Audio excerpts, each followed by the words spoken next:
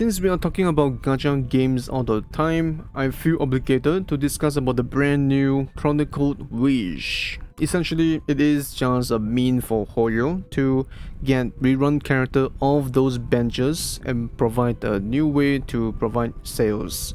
Or in other words, it just helps to let players have more opportunity to get the character that they once skipped, rather than waiting for like maybe 2 years for a rerun.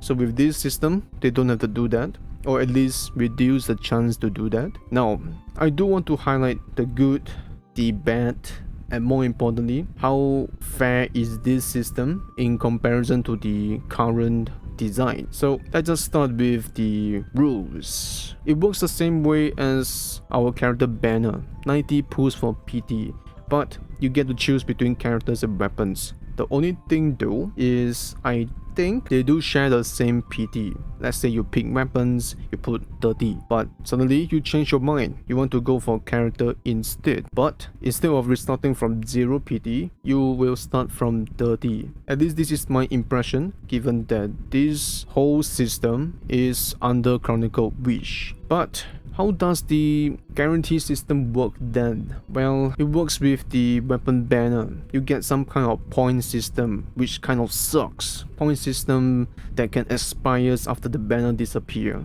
It doesn't make sense to me, but it is how this banner works, unfortunately. Of course, there must be some underlying rules that the team is using, which we will talk about it later on. For now though, let's talk about the roster that they are providing for this banner. It seems to me you have a 50-50 roster, with half of it being the event exclusive characters and the other half being standard banner characters. Now this can be a good thing, because for free to play players, you have to skip couple of characters, and in this manner it's likely that you will be able to have multiple characters that you don't own in the roster. So let's say you wanted to get Eula, but you don't have Klee or Albedo. This means that losing 50-50, you can have a chance to get either one of them, which is not an entirely bad thing. It does increase the size of a roster, but at the end of the day, nobody wants to lose 50-50. But it's good to know that even if you lose, you got a good chance of getting new character. Now for the weapons though, I think it can be a better options than the current system. The current system does require you to lose at most twice, and you are playing with a 32.5% each rate to get the weapons that you want. It sucks.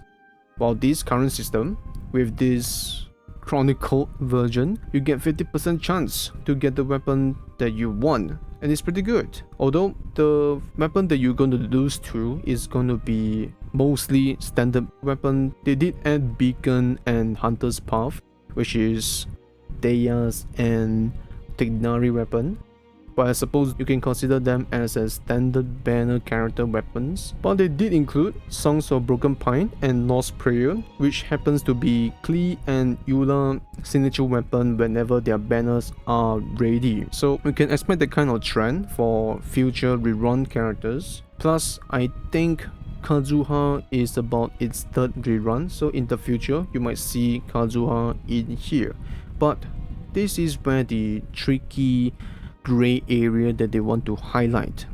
They talk about only characters that rerun twice, and they have also not appeared in any event wishes. It's easy to define what is considered as 3 rerun, but how about a character that is recent? How do we know that?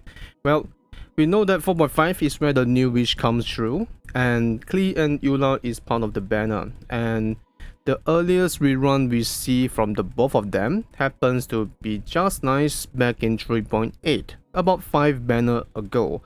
So maybe recent could be as close as 5 banner old. And needless to say, Albedo is all the way back in 3.1, so let's not talk about that. Now, the most important thing here though is that also meant it is possible that they are not going to include popular characters. For instance, Kazuha. 4.5 he's going to come back, and he also always appear near the end of the banner. Near the end of the version update, like 3.7, he reappeared, and we go back to version 2, he reappeared in 2.8. Pretty consistent. And this also includes Archon. When we go back to version 3, at the start we got Zhongli, followed by Venti, then the star of the Archon for the region. Plus, afterwards we got Raiden Shogun, and this happens all the time. Then if they got time, they'll rerun Archon again. Like a few versions later, we see the star of the banner returns once more. And this is the same for the current version, version 4. Everything you can see starts again with Zhongli, Venti, then star of the Archon, followed by Raiden Shogun, then Nahida. So this could be a very probable trend to continue. Of course, this does mean that they might anticipate a problem with more Archon joining in the line, and that's why there is a Chronicled Wish, where they can just squeeze in every single Archon into the one Chronicled Wish to make it a super attractive banner to pull for. Like, just imagine you want to get Nahida, but you lose your 50-50 and you get yourself Zhongli. I think at least that's the idea. Of course, this only applies to those people that skip some Archon, so that is just one possible outcome. And that's why, since they are so popular and always rerun, I don't see the likelihood of Chronicled Wish to include them, unless they wanted to go for an experimental marketing push. Let's see if every superstar character is in the banner, would people budge? And I do have to see the next Chronicled Wish, if they are going to maintain the 50% roster being exclusive, the other 50 for standard characters. That will be pretty interesting to see. Otherwise, it's worth noting that we realize that Albedo is the only one that doesn't have his signature wish. Now we look into the Chronicled Wish roster. We look into the weapons. We can see Klee's signature, Eula's signatures, but there is no sign of Albedo's signature. And in all likelihood, they knew it sucks. And not to mention, Shori's signature weapon is about as good as it can be for a pulled weapon for Albedo. Is it the best?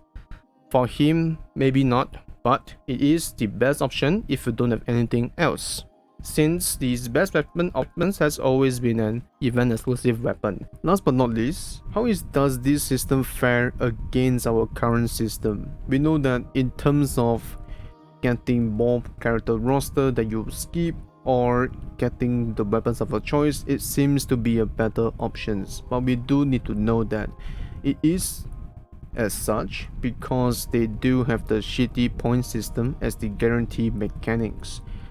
And for weapons, on surface it is good because even though they increase the maximum pull cap for us to get the weapon from 80 to 90, but that is at the expense of having this point system that expires with the banner.